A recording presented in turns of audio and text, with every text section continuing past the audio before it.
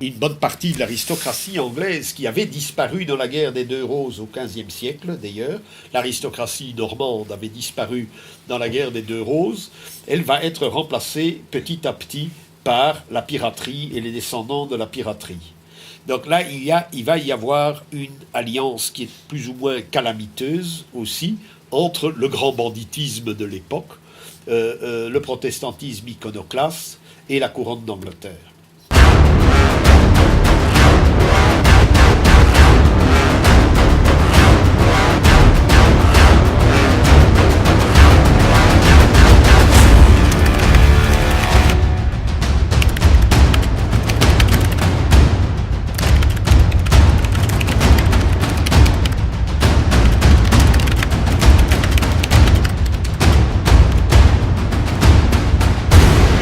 Voilà, nous avons eu au mois de septembre une discussion passionnante sur les iconoclastes. Alors c'est un peu une gageure, il me dit, il faut que tu viennes parler des iconoclastes de Cromwell à Daesh. Bon, les iconoclastes, ça commence même 100 ans avant Cromwell, avant la mort de Cromwell. Mais donc, si vous voulez, je serai ici très succinct, parce que je ne vais pas vous emmerder plus de 2 heures quand même, sur un sujet qui est très historique et qui peut paraître en dehors de l'actualité, en dehors de nos préoccupations. En réalité, ce ne l'est pas. Mais vous imaginez bien que ça récapitule l'histoire de la région ici, l'histoire de la Belgique et des Pays-Bas, l'histoire de l'Angleterre, l'histoire des États-Unis et toute la trajectoire de l'histoire des États-Unis jusqu'aux accords entre Roosevelt et le roi Ibn Saoud d'Arabie Saoudite, qu'il rencontre en mer Rouge sur un navire qui s'appelle le Quincy, et où les accords seront conclus entre les États-Unis et l'Arabie Saoudite sur le pétrole, accords sur le pétrole qui vont faire en sorte que l'islam wahhabite propre de l'Arabie Saoudite va oblitérer, bien entendu, toute l'histoire de la théologie musulmane depuis 1945, qui va être financée, bien sûr, toute cette histoire va être infléchie vers le salafisme et le wahhabisme. Vous avez d'ailleurs, ça vient de sortir, donc je l'ai acheté hier, j'ai même pas encore eu le temps de le lire. Vous avez la revue Moyen-Orient que vous trouvez dans tous les kiosques, est consacré au salafisme, et il y a un chapitre justement sur les financements par l'Arabie Saoudite de tous les réseaux dits salafistes en France, en Belgique, aux Pays-Bas, en Allemagne, etc., qui alarment bien entendu les tenants du système aujourd'hui, parce qu'ils ne sont pas nécessairement décidés à obéir au mot d'ordre d'assimilation et d'intégration que prônent nos régimes. Donc aujourd'hui, nous allons commencer par parler des iconoclastes. Pourquoi les iconoclastes de 1566 ici dans la région jusqu'à Daesh et jusqu'à il y a 2 jours, puisque une partie du théâtre romain de Palmyre vient d'être détruit au nom de cette forme de destruction de tout héritage du passé que prône le wahhabisme saoudien. Donc on détruit tout ce qui est du passé, c'est la définition d'un iconoclaste, c'est la destruction systématique des représentations de saints, de toute forme d'art religieux, surtout la peinture et la statuaire, parce que cela représente des visages, et c'est interdit par la théologie, des objets utilisés dans les rituels liturgiques. Tout ça va être détruit, ce sont les fonds baptismaux, les reliquaires, les orgues, les sièges des chœurs, etc. Et nous allons voir que cette destruction systématique a certes existé dans l'Empire byzantin à un certain moment de l'histoire byzantine, mais qu'il va réémerger en Occident, précisément ici dans la région, en 1566. Donc, aujourd'hui, face aux destructions opérées d'abord par les talibans en Afghanistan, qui ont démoli tous les vestiges du bouddhisme, dont les Bouddhas de Bamiyan, jusqu'à Palmyre, etc. On appelle ça, un écrivain anglais, un certain Bevan, appelle ça l'urbicide. Et il accuse, bien entendu, ils mettent en exergue la nature iconoclaste, y compris du protestantisme, et ils voient cela à l'œuvre non seulement en Afghanistan ou à Palmyre avec les talibans ou avec l'État islamique, mais aussi dans l'ex-Yougoslavie où de part et d'autre, les Serbes détruisent les mosquées dans les régions qu'ils se mettent à contrôler et les Kosovars détruisent tout à fait l'héritage slave du Kosovo. Donc, mais il accuse également son propre pays, la Grande-Bretagne, d'avoir démoli une ville d'art qui était Dresde en 1945, puisque Dresde était le contraire diamétral du militarisme prussien. Les Saxons ne supportaient pas le militarisme prussien et avaient voulu créer une sorte de Florence du Nord, une ville d'art, de musée, d'art baroque, de peinture, etc. Et cette ville a été systématiquement détruite par le maréchal Harris, sur les ordres du maréchal Harris, Feldmarschall britannique de la Royal Air Force. Bomber Harris, comme on dit en Grande-Bretagne, effectivement. Donc ce mouvement iconoclaste, qui va commencer en 1566 ici, avait eu quelques antécédents en Europe, et c'est sur une période de 44-50 ans que vont se dérouler ces ravages, essentiellement en Europe du Nord, dans les régions qui seront secouées par le protestantisme. Ça commence évidemment contre l'avis de Luther, parce que Luther n'était pas en faveur des iconoclastes, nous allons le voir tout à l'heure, mais ça commence sous l'injonction de certains de ses disciples que l'on peut qualifier de zélotes. Ça commence en 1522 à Wittenberg même, en Allemagne, en 1523 à Zurich et à Strasbourg, en 1530 à Copenhague au Danemark, en 1534 à Münster, qui est la capitale d'une révolte populaire anabaptiste, d'un protestantisme fondamentaliste dans le nord de l'Europe, où Karl Marx verra d'ailleurs une première manifestation de communisme populaire. Il y aura plusieurs ouvrages de Marx et puis des disciples de Marx, des marxistes, dont Ernst Bloch, le théoricien mi-marxiste, mi-théologien d'ailleurs de l'école de Francfort ou en marge de l'école de Francfort, en 1535 à Genève, qui sera une capitale du calvinisme, en 1537 à Augsbourg, en Bavière, en 1559 en Écosse, où s'affirment les presbytériens. Nous en reparlerons justement quand nous évoquerons ce protestantisme aux États-Unis. Et en 1566, le 10 août, ça commence ici même, dans la région lilloise, et cela va s'étendre à l'ensemble des Pays-Bas, c'est-à-dire d'ici jusque dans le nord des Pays-Bas actuels, jusqu'en Frise. Donc ça va s'étendre jusqu'en octobre 1566. Nous aurons là à peu près 3 mois de ravages dans toutes les églises, dans tous les bâtiments religieux, dans toutes les villes des Pays-Bas quasiment. On n'en parle pas beaucoup, et j'en discutais avec Manu, on n'en parle pas beaucoup dans l'historiographie française que vous avez reçue à l'école, tout simplement parce que c'est un phénomène dans l'histoire de l'Hexagone qui finalement est marginal, qui ne regroupe que quelques communes dans le département du Nord et peut-être dans le département du Pas-de-Calais, encore qu'Arras est resté essentiellement catholique et n'a pas été affecté par le mouvement protestant. Ce n'est pas un acte fondateur, bien entendu. En revanche, pour la Belgique et les Pays-Bas, essentiellement pour les Pays-Bas, c'est véritablement le mouvement qui va créer l'indépendance et qui va créer l'État hollandais. Donc on en parle beaucoup dans l'historiographie néerlandaise, flamande et même l'historiographie belge, puisque la Belgique, elle, va s'identifier aux Pays-Bas espagnols. Donc elle va s'identifier à la contre-réforme catholique. Donc ces événements sont aussi fondateurs de la Belgique, mais à contrario. Tandis que pour la Hollande, c'est l'action qui est véritablement fondatrice de l'État. Donc les 7 provinces du Nord vont être surdéterminées par le protestantisme iconoclaste, encore que nous allons voir que ce n'est pas véritablement noir et blanc. Nous allons avoir des régions protestantes dans le sud et des régions donc protestantes et iconoclastes dans le sud, et de même nous aurons des régions qui resteront catholiques et iconodules. Donc iconodules, c'est le contraire d'iconoclaste, c'est ceux qui aiment les images, qui vénèrent les images, qui sont une religiosité qui vénère les images.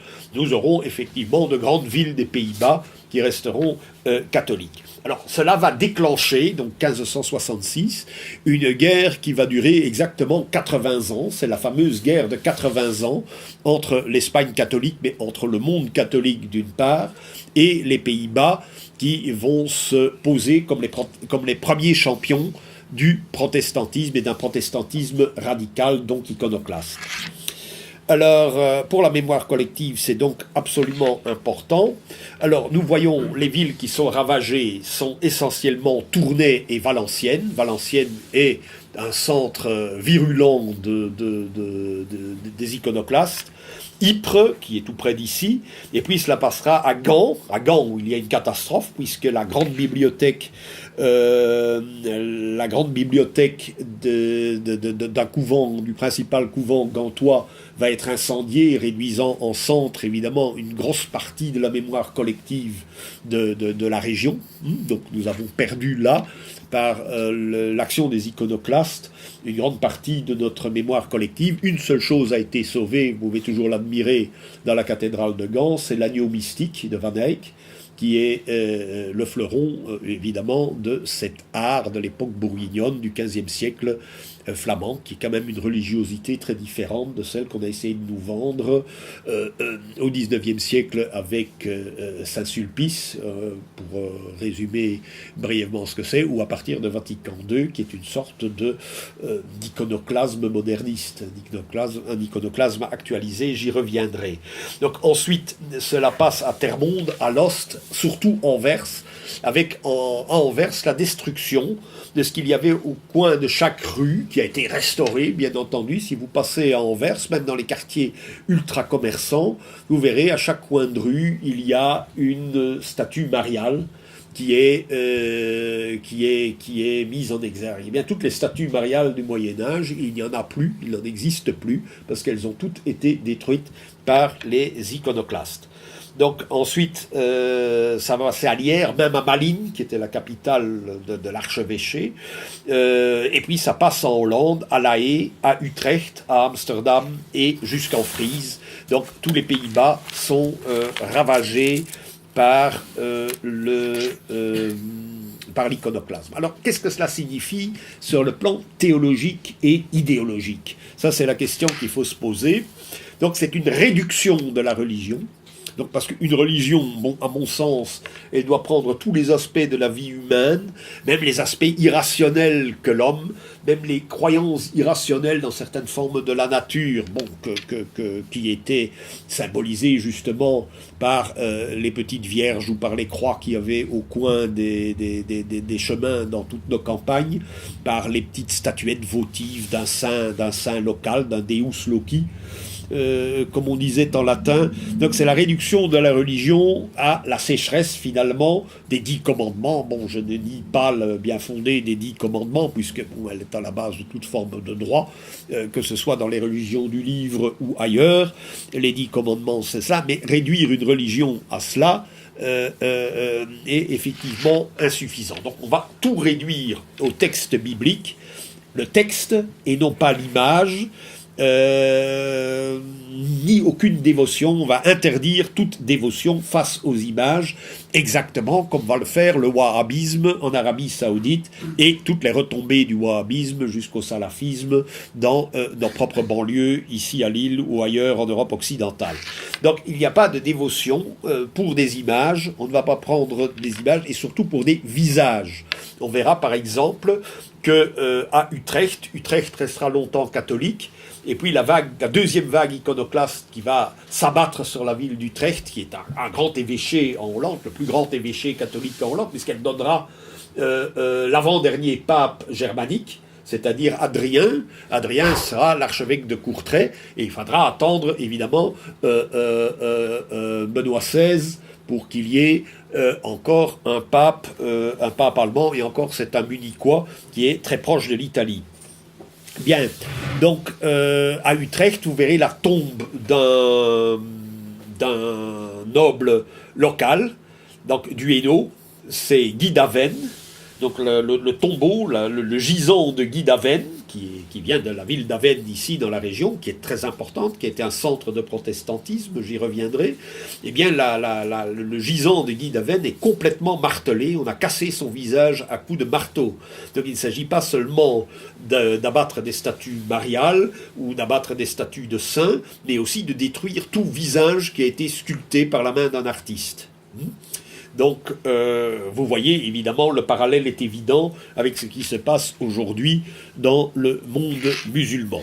Alors, sur le plan théologique, eh bien, il justifie la destruction des sculptures et des peintures, de visages humains par le premier et le deuxième commandement de Moïse. Pas d'idolâtrie, pas de support matériel, pas d'image de la divinité, parce que c'est adorer quelque chose d'autre que la divinité. Or, évidemment, l'Église catholique va rétorquer, oui, mais c'est le symbole, c'est un symbole de la divinité, c'est la divinité qu'on adore par l'intermédiaire, parce qu'il faut bien un intermédiaire, il faut un support, c'est la divinité qu'on adore par le support d'une statue, d'un tableau, d'un dessin, de tout ce que vous voulez. Donc les images répondent les tenants de la contre-réforme catholique. Les images sont pour les ignorants qui ne savent ni lire ni écrire. Il faut leur donner un support pour qu'ils s'imaginent ce qu'est l'histoire des saints, du Christ, les histoires qu'on raconte dans les évangiles. Il faut qu'il y ait un support. Donc, je pense surtout à la première bande dessinée qui figurait dans toutes les églises. Qu'est-ce qu'une bande dessinée ? C'est un chemin de croix. L'idée d'une bande dessinée, c'est le chemin de croix. Vous avez effectivement le chemin de croix, vous voyez toutes les étapes de la passion du Christ, se forme comme une bande dessinée. Sinon, impossible de faire comprendre ici dans nos régions des événements qui se sont déroulés dans un monde proche-oriental qui était complètement étranger. Alors ici, petite parenthèse, avec quel évangile a-t-on évangélisé nos régions? Certainement pas avec celui qu'on vous donne à la messe, qui est une traduction ou une interprétation ou de textes grecs pour la plupart, mais qui datent de l'Antiquité. Eh bien, quand on est arrivé dans le nord de l'Europe, on n'a jamais utilisé, bien entendu, ces évangiles, parce que dire par exemple, et c'est l'exemple qui est le plus communément cité, le Christ se retire pendant 40 jours dans le désert. Alors, il va se retirer dans... C'est quoi un désert ? Racontez ça à un gars qui vit en lisière de la forêt charbonnière ici dans nos régions, ou un gars qui voit de l'herbe pousser partout dans une terre bien grasse où pèsent ses vaches, etc., où il pleut tout le temps, il va se retirer dans un endroit où il n'y a que du sable et des cailloux. Alors on leur aurait dit, mais votre Messie, là, il est complètement fou. Enfin, vous comprenez, aller se retirer là où il n'y a que du sable et des cailloux. Donc, je n'écoute pas. Eh bien non, le Christ, il se retire au fin fond de la forêt, près d'une source, dans cet évangile qui a été donné dans le nord de l'Europe, qui a été soumis à la réflexion de nos ancêtres les plus immédiats, c'est-à-dire dans le Eliant, qui est un terme d'ailleurs iranien, qui signifie le sauveur. Pourquoi ? Parce qu'il y a un élément iranien important qui est seulement découvert maintenant par l'archéologie dans nos régions.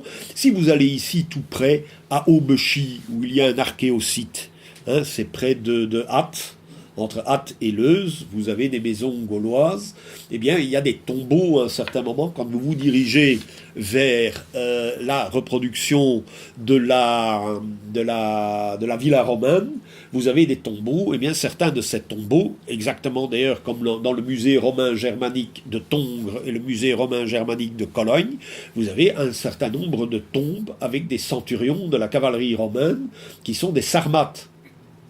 donc qui sont des Cosaques, enfin qui sont des peuples cavaliers recrutés entre la Hongrie et l'Iran, et qui vont apporter toute une série de religiosités qui ont été estompées ou vaguement christianisées, comme le culte de Saint-Michel, la légende la légende des quatre fils Aymon, etc. Donc il y a toute cette religiosité qui vient de là. Donc il y a une incarnation, il y a des images qui servent à vénérer des personnes divines, et il y a une adaptation, bien entendu, constante de la religion aux réalités locales. Eh bien ça, c'est quelque chose que ce protestantisme, qui va vouloir imiter une Bible qui n'est pas évidemment originaire de nos régions, ne va pas tenir compte de ça, et va vouloir opérer un retour en arrière. C'est aussi évidemment le rejet de la Renaissance italienne, qui est effectivement un phénomène exclusivement intellectuel, c'est-à-dire là-dessus, sur ce sujet-là, plus particulièrement qu'une partie de notre conversation, qui était un petit peu une controverse, avait porté. C'est vrai que la Renaissance italienne et Erasme, c'est un mouvement essentiellement intellectuel qui ne concernait pas les gens qui, à l'époque, ne savaient ni lire ni écrire.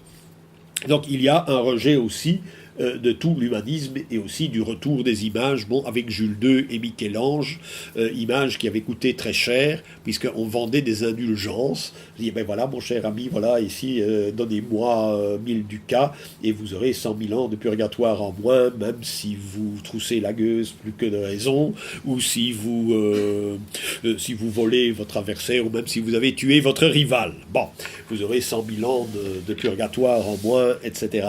Bon, donc le rejet des calvinistes et des iconoclastes vont aussi se jeter sur toute liturgie. Alors, quand je prononce le mot liturgie, qu'est-ce que ça vous dit, le mot liturgie? Donc ça veut dire qu'il y a une succession de fêtes, et qu'il y a une sorte de récit qui va se répéter chaque année.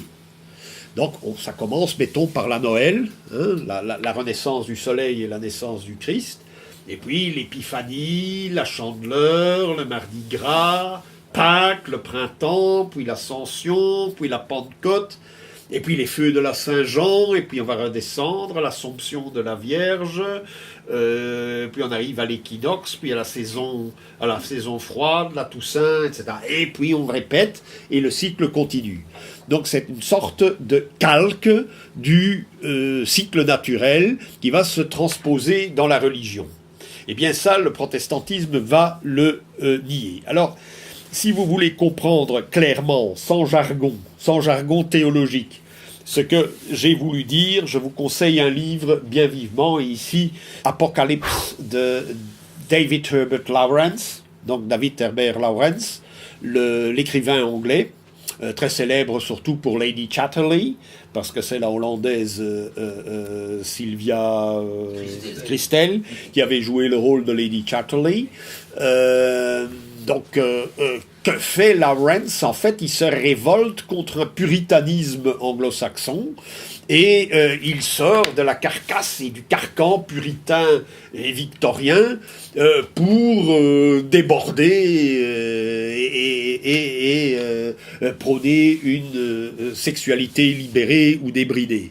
Mais il n'y a pas que ça. Dans Apocalypse, il se dit, voilà, je justifie mes positions en disant à la fois notre puritanisme anglo-saxon, d'une part, et ensuite la rationalisation de ce puritanisme, et je vais en reparler, vont effacer cette liturgie. On va balayer cette liturgie. Or, elle est indispensable à l'équilibre psychique de l'homme.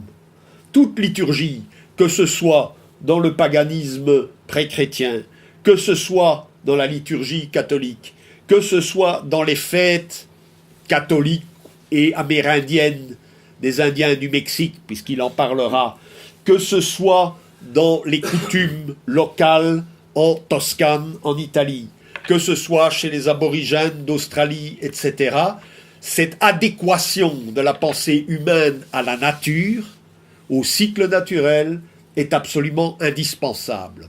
Or, c'est ça que le mouvement des iconoclastes qui naît dans nos régions doit battre notre coup, mais nous sommes passés au-dessus, comme le dira ici cet ouvrage dont je vous reparlerai tout à l'heure, nous sommes passés en Europe au-delà, au-dessus de ce scandale, en fait, de ce scandale planétaire, mais aux États-Unis, ce n'est pas le cas. Donc, voilà ce que cela signifie théologiquement.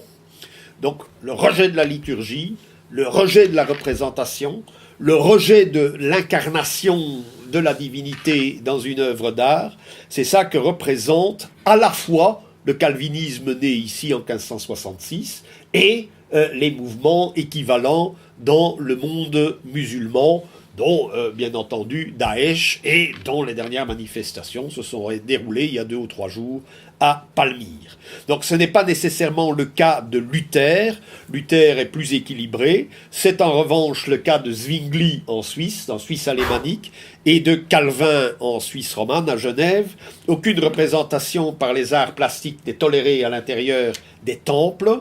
Il y a une purgation des temples, on va les purger de toute œuvre d'art, et c'est aussi le cas des presbytériens écossais, qui vont même s'insurger sur les trop grandes dimensions des édifices religieux, parce que c'est un gaspillage qui n'est pas nécessaire. Il faut de petites chapelles, ou bien alors à la limite on fait comme les calvinistes de 1566, c'est-à-dire qu'on va prêcher dans les champs ou au coin des rues.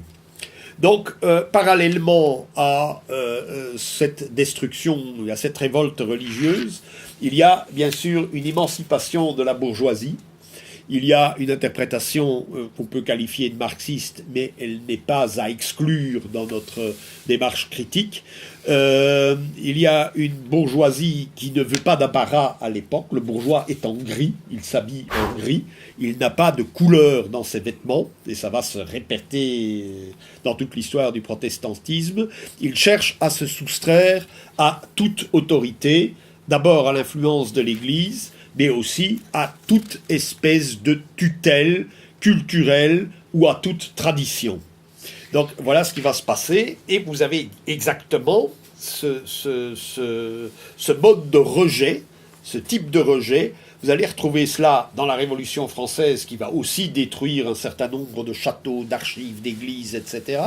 Et vous allez le retrouver très actuellement dans le néolibéralisme, qui va vouloir détruire le tissu industriel, cette fois, de toutes les nations, et qui va procéder par la délocalisation, et qui va ruiner des villes. Bon, il suffit de vous promener à Charleroi, c'est pas très loin d'ici, pour voir le désastre que constitue une délocalisation systématique et l'état d'une ville qui a été prospère au temps de la révolution industrielle, et vous voyez l'état après une trentaine ou une quarantaine d'années de néolibéralisme. Alors, que va-t-il se passer face à cette destruction systématique par les iconoclastes ? Philippe II, roi d'Espagne, qui règne ici, donc en Artois, en Flandre, en Hainaut, en Brabant, et dans toutes les provinces dites du cercle de Bourgogne. Donc Charles Quint regroupe l'héritage bourguignon, Franche-Comté comprise, dans un ensemble qui formera un Kreis, donc un cercle du Saint-Empire romain germanique, comme il y aura le cercle de Bavière ou le cercle de Saxe, etc. Donc ici, c'est le cercle de Bourgogne, où l'on parle 3 langues, donc l'allemand, le néerlandais et le français. Donc l'allemand au Luxembourg, et dans une partie de la Gueldre, le néerlandais partout ailleurs, le français en Wallonie et en Franche-Comté. Bon, alors, il va ordonner la répression, et il va envoyer un Basque, le duc d'Albe, pourquoi envoie-t-il le duc d'Albe et pas un autre espagnol ? Ben, tout simplement parce que le duc d'Albe est le commandant en chef des armées du Saint-Empire. C'est un espagnol, mais il est le commandant en chef des armées que l'on recrute en Allemagne. Donc, à partir de ce moment-là, va se créer quelque chose d'autre dont on parle beaucoup en Espagne, avec un regret et avec beaucoup d'amertume. C'est que va se déclencher, à partir de la répression du duc d'Albe, va se déclencher un mécanisme qui s'applique aujourd'hui qui s'est appliqué récemment à Saddam Hussein, à Kadhafi et à Bachar el-Assad, c'est-à-dire le phénomène de la légende noire. Donc systématiquement, le monde protestant, le monde anglo-saxon après, va générer des légendes noires qui vont s'appliquer d'abord à l'Espagne. L'Espagne sera la première victime de la légende noire, et puis ça va s'appliquer successivement à la Russie, puis à l'Allemagne, puis au Japon, etc. Et vous verrez alors toute une série de récits, toute une iconographie, tout un cinéma finalement, qui va jeter l'opprobre sur ces pays qui ont tenté de faire basculer ou d'effacer l'emprise de ce protestantisme iconoclaste. Donc, malheureusement, la répression du duc d'Albe, qui ne va pas aller avec le dos de la cuillère, donc il faut voir, le bonhomme était un grand maigre de 2 mètres de haut, ce qui devait être très impressionnant à l'époque, va détruire la belle harmonie que constituaient ces Pays-Bas.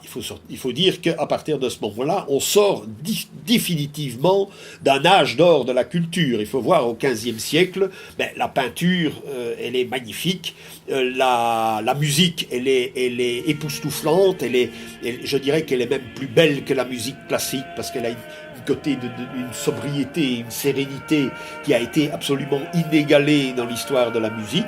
Et ici, je crois, dans la région, il y en a plusieurs grands musiciens qui sont nés ici dans cette région, à Lille, Valenciennes, etc., et qui ont brillé à la cour de Bourgogne. Donc on sort de cet âge d'or et on ne le quitte plus. Il y a même une statistique qui a été faite en Belgique. Il a fallu attendre, je crois, les années 50 pour avoir le même niveau de vie qu'en 1430, au moment où le même niveau de vie général, y compris pour le populaire, pour le vulgum pecus, comme on disait, le même niveau de vie, il a fallu attendre les années 50 du XXe siècle pour atteindre le même niveau que sous Philippe le Bon de Bourgogne, où nous n'étions absolument pas dans la misère. Et pour les plus jeunes d'entre vous, je conseille de lire Les Voyages de Gênes, par le créateur d'Alix, la bande dessinée. Il fait les voyages de Gênes, son personnage. Il fait le voyage de Gênes notamment à Bruxelles, qui était une ville de plaisir et de luxe, du temps de Philippe le Bon, bien entendu. Après, ça a été complètement fini. Il faut dire qu'on plonge dans plusieurs siècles de misère après ces ravages d'iconoclastes et après la répression du duc d'Albe. Donc la belle harmonie va être brisée, et ça va briser le cœur de la gouvernante, qui est la brave Marguerite de Parme, qui va démissionner du coup, et qui va laisser le duc appliquer la triple politique préconisée par Philippe II depuis son palais de l'Escorial: éradiquer le protestantisme, punir les fauteurs de troubles, et alors ce qui va déclencher la sécession de la noblesse, comme on appelait les gueux, c'est la centralisation. Parce qu'effectivement, hier comme aujourd'hui, en France, c'est pas tout à fait la même chose, mais en Belgique, dès qu'on parle de centralisation, on a la levée de 100 000 boucliers qui vont inventer, même de manière tout à fait spécieuse, une particularité qu'il s'agira de défendre. Bon, à l'époque, c'est la même chose. Mais en 1572, les gueux, dont une bonne partie sont d'ailleurs originaires du Hainaut, vont devenir les gueux de mer. Ils vont développer des capacités navales et ils vont appliquer des tactiques navales, vont prendre la Brielle, qui est un petit port à l'embouchure de l'Escaut. L'Escaut sera bloqué et virtuellement les provinces du Nord, les provinces protestantes, par le blocage de l'Escaut, vont bloquer économiquement l'ensemble de nos régions, les plonger dans la misère, alors que dans le Nord, au contraire, le XVIIe siècle sera un siècle d'or. Mais à partir d'ici, le XVIIe siècle, qui est un grand siècle pour les Français de l'intérieur, comme disent les Alsaciens, ou pour les Hollandais, est le siècle des malheurs, disait-on en Belgique, et pour les Allemands aussi, c'est le siècle de Grimmelshausen. Donc c'est le siècle de mer courage, c'est le siècle des ravages de la guerre de 30 ans et des guerres de Louis XIV. Donc Guillaume d'Orange va se mettre à la tête des anticentralistes, va vouloir une indépendance du cercle de Bourgogne, un retour plein et entier au Saint-Empire, donc au Reich, pour échapper à la tutelle trop catholique des rois d'Espagne, pour permettre, comme en Allemagne, après la paix d'Augsbourg avec Charles Quint, la coexistence des deux religions pour éviter la guerre civile et pour éviter simplement la guerre sur le territoire. Il va se replier à Nassau, recruter des mercenaires allemands et défendre les droits de la réforme dans les Pays-Bas. Ici, dans la région, c'est Egmont qui va être envoyé, le général d'Egmont, qui va avoir, aux yeux du duc d'Albe, une position trop molle et va être décapité sur la grande place de Bruxelles parce qu'il aurait trahi le roi. Donc en 1580, les derniers bastions catholiques du Nord tombent. En 1580, c'est Utrecht qui tombe. C'est à ce moment-là que la tombe de Guy d'Aven est désacralisée par les protestants. À Zwolle et à Arnhem, même chose, les iconoclastes vont frapper ces deux villes des Pays-Bas. Donc il y a ce qu'on appelle ici, et ça vous intéressera sans doute plus particulièrement, c'est le tropisme hébraïque, ou le tropisme hébraïque de tous les protestantismes, et ici justement c'est américain très récemment. Et ça, c'est l'homme qui a annoncé, disons, les modifications dans... je ne serai pas un enthousiaste à 100%, j'attends de voir ce qui va se passer après l'élection de Trump. Mais enfin, il est un fait qu'une bonne partie de l'électorat américain a dit zut à l'État profond, non pas l'État profond qui est la CIA ou le complexe militaro-industriel, mais l'État profond qui est justement cette lame de fond protestante, ce radicalisme religieux qui est dénoncé ici, entre autres phénomènes. Donc c'est un retour à un christianisme primitif judaïsant qui n'est pas encore, évidemment, complètement détaché de sa matrice hébraïque. Donc au IVe et au 8e siècle, oui, on voit évoluer l'Église chrétienne et ce qui en tient lieu. On voit évoluer l'Église chrétienne qui dit exactement le contraire du judaïsme et vise une apologétique par l'image. Ce christianisme primitif du IVe au 8e siècle est iconodule. Grégoire le Grand, qui est le pape entre 590 et 604, parle d'un catéchisme par l'image, on enseigne les masses par l'image, et il dira c'est la literatura illitterato, c'est-à-dire la littérature pour l'illettré.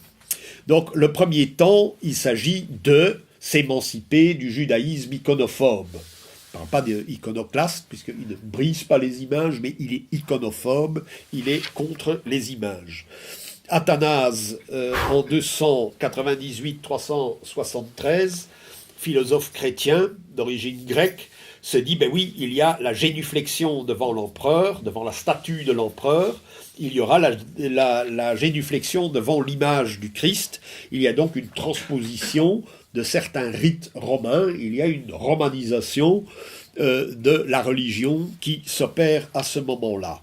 Donc on peut représenter l'homme, on peut représenter le Christ, on peut représenter Dieu qui s'est fait homme, on peut le représenter, on peut en faire une image puisqu'il s'est fait homme, et c'est ce que va sanctionner le concile de Nicée en 325, que vont répéter Augustin au 5e siècle et Jean de Damas au 8e siècle, et c'est ça qui va créer tout le mouvement, toute l'histoire de l'art occidental va démarrer à partir de ce moment-là, puisqu'on va créer des images, on va peindre, on va sculpter, on va lancer un véritable art sacré du 10e au 15e siècle en Europe. Thomas d'Aquin va dire « faire une image du Christ est une vénération suprême ». La vénération du Christ, c'est la latria, la vénération des saints, c'est la doulia, et la vénération de Marie, c'est l'hyperdoulia. Donc on voit la complexité, je ne vais pas rentrer dans les arguties théologiques, mais il justifie de manière très circonstanciée, très précise, la nécessité d'avoir une religion iconodule. Et alors, il aura un premier contradicteur, ce sera Abélard, mais Thomas d'Aquin va lancer ce qu'on appelle la piété par le travail, et plus particulièrement par le travail artistique. Donc l'artiste qui crée une image gagne des centaines d'années de purgatoire parce qu'il a fait ce travail. Et ça va lancer véritablement une revalorisation du travail manuel et du travail proprement dit dans toute l'histoire occidentale, alors que le travail n'était pas valorisé, même sous les Grecs et les Romains, le travail n'était pas valorisé. La pensée, oui, ou l'osium, donc la paresse, tout ça était valorisé, mais pas le travail. On laissait ça aux esclaves à partir de Thomas d'Aquin, et grâce justement à cette position iconodule, le travail manuel est valorisé. Donc il y a une piété par le travail. Donc tout ça va lancer un véritable élan civilisateur en Occident, et les critiques ne fusionneront qu'à la fin du XIVe siècle, chez un certain Durando de San Porciano, donc c'est pas nécessairement en Europe du Nord, mais aussi en Europe du Sud, et en France par un certain Robert Olcott. Il s'exprimera dans le peuple par les Lollards en Grande-Bretagne, en Angleterre, et par les Hussites chez les Tchèques, où le mouvement hussite est d'ailleurs préfigure le protestantisme iconoclaste. En Angleterre, John Wycliffe, qui est le leader d'une révolte paysanne, de même que Jean Hus en Tchécoslovaquie, va dire « Oui, mais on ne peut pas représenter la Trinité ». Il y a très peu, finalement, de représentation de la Trinité, si ce n'est l'agneau mystique, justement, de Gand, j'en parlais. Et dans l'église de la Cambre à Bruxelles, il y a un magnifique vitrail de la Trinité.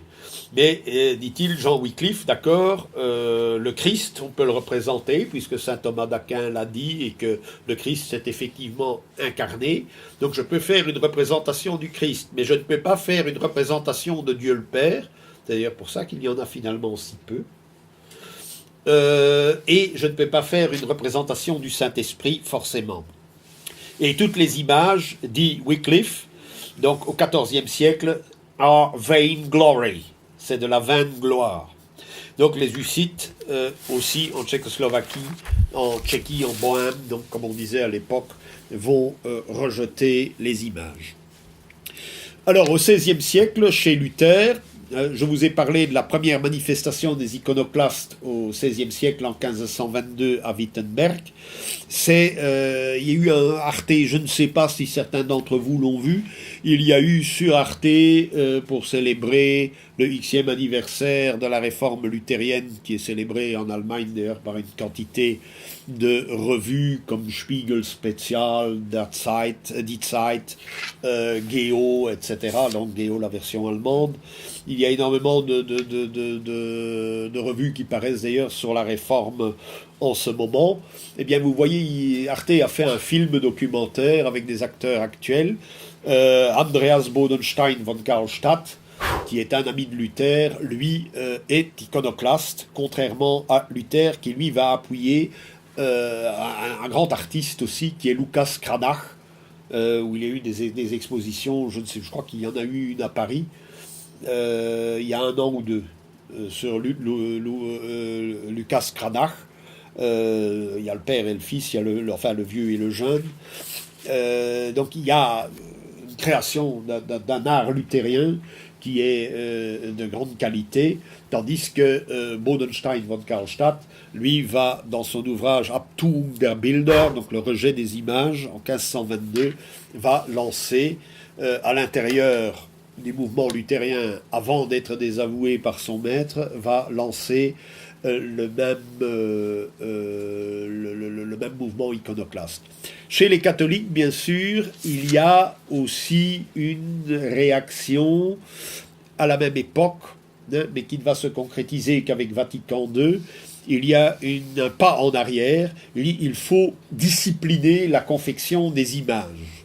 Il ne faut pas d'exagération comme l'a fait Jules II et Michel-Ange au Vatican, au Saint-Siège.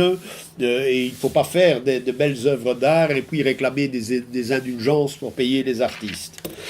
Alors, Geiler von Kaiserberg va dire « Pas de nu féminin dans l'art sacré et dans les églises. Pas de représentation de l'enfant Jésus nu.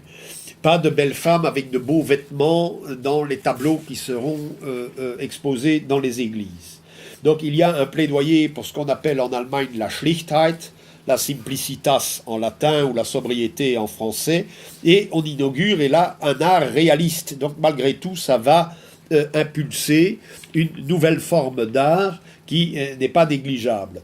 Alors, ça ne sera pas écouté dans la contre-réforme, du moins la contre-réforme espagnole qui va, bien sûr, être virulente dans nos régions et plus particulièrement en Belgique. Là, effectivement, Rubens qui n'est pas qu'un peintre, c'est le ministre des Affaires étrangères du roi d'Espagne dans les Pays-Bas. C'est un gars qui mène une diplomatie tambour battant contre Louis XIV, contre les Hollandais, en faveur du Saint-Empire, qui crée une nouvelle armée de métiers et une nouvelle armée de partisans pour le cas où le pays serait envahi, qui crée aussi les premiers balbutiements d'une volonté de relier tous les fleuves parallèles de la plaine d'Europe du Nord, de l'Escaut jusqu'à la Vistule, par un réseau de canaux. Ce n'est pas simplement un gars qui peint des femmes grasses et nues, puisque c'est une période de disette, donc l'idéal c'est le suif sur le corps humain, pour les hommes comme pour les femmes. C'est ce que fait Rubens, c'est ce qu'on a vu, on l'a vu se dérouler après 1945 à 1955 en Allemagne fédérale. Donc vous voyez, là, les modèles n'étaient pas minces et élégants comme à Paris ou à Milan, les modèles étaient assez plantureux. Donc après les périodes de disette, après 14-18 aussi, nous avons cette après dans les famines du XVIIe siècle, qui est le siècle des malheurs, eh bien on va présenter une débauche de chair dans les églises d'Anvers et de Malines pour damer le pion justement aux puritains protestants. Donc ça, vous avez une histoire de l'art, et on voit évidemment que la contre-réforme catholique ou la réaction espagnole, ou la réaction anti-puritaine en Europe va prendre diamétralement l'opposé de la mentalité actuelle des salafistes et des wahhabites. Donc c'est comme si, évidemment, à Bruxelles, la mosquée, vous savez, la grande mosquée qui est financée par l'Arabie Saoudite, est en réalité un pavillon où Félicien Rops, un peintre pornographique du 19e siècle, a laissé des fresques. Donc il a été interdit aux wahhabites de démolir ces fresques, mais on les a pudiquement recouvertes. Donc si dans la mosquée on enlève les cachettes ou les cache-sexes, etc., on va avoir des représentations qui sont quand même foncièrement grivoises, disons. Donc voilà pour les Pays-Bas. Maintenant, si je passe à l'Angleterre, en Angleterre, vous n'avez pas un mouvement iconoclaste comme dans les Pays-Bas français, belges et hollandais, mais vous avez des destructions sporadiques entre 1520 et 1530. Mais ce qui va s'avérer le plus grave pour l'Angleterre, et qui va faire de l'Angleterre évidemment l'héritière des iconoclastes hollandais, c'est que ça va être dicté par le pouvoir. Donc les destructions vont être dictées par le pouvoir. Ici, elles n'ont en aucun cas été dictées par le pouvoir. Elles sont l'effet d'éléments incontournables, d'éléments criminels ou de marginaux dans la société.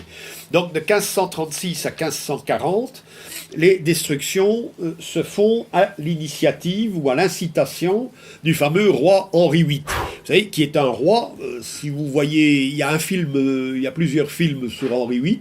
Bon, il y en a où on le voit comme une espèce de brute qui mange avec les doigts et puis qui crache les os par terre ou qui les jette derrière lui et qui se tape